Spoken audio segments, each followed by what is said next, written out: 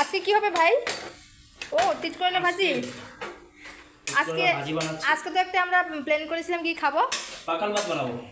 এখানে হচ্ছে দেখো আমরা গরম আছে রাইস দেখো বানিয়ে নিলাম গরম গরম, ওটাতে জল ডালিয়ে রেখে দেবো।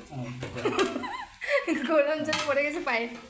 তো হ্যালো এভরিওয়ান, সবাই কেমন আছে? আজকে আমরা খাবো পাখাল ভাত। এই কারি পাতা, হ্যাঁ এই যে কারি পাতা দেবে, তারপরে আলু দিয়ে দিব, তারপরে আলুর চাটনি বানাবো। হ্যাঁ আলু এখানে কাটবো।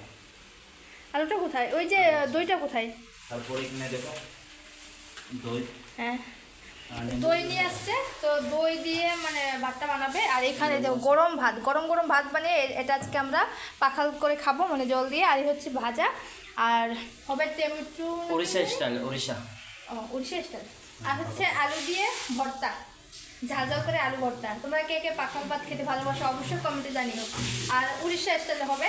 তো আজকে তো এমনিতে অনেক গরম দিয়েছে, তার জন্য আজকে পাখাল ভাত খাবার ইচ্ছা করেছে অনেক। তোমাদেরকে পরে দেখিয়ে দেবো। হ্যাঁ তোমাদেরকে দেখাবো কি কি আইটেম হয়েছে আজকে। এখানে শুকনো লঙ্কা ভাজা হচ্ছে, আর হবে দইটা এখন দিবে এখানে। ভাজি হয়ে গেল। এখন হচ্ছে ভাতটা সম্বাস দেবে, না ভাত না সরি, এখানে দইটা দেবে। তো দেখো এখানে দই নিয়ে নিয়েছে, আর এখানে কারি পাতা দিয়েছে, একটু শস্য দিয়েছে, শুকনো লঙ্কা দিয়েছে।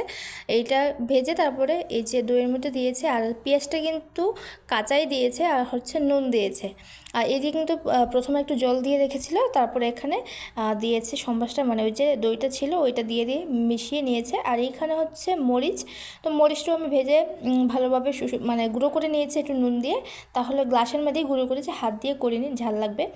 তো দেখো হয়ে গেছে। আর এখানে হচ্ছে সব কিছু ভিডিওর জন্যে, তারপরে আমরা খাবো। আর এই হচ্ছে দেখো আলুর ভর্তা, আর হচ্ছে ভাজা, আর এখানে শুকনো লঙ্কা।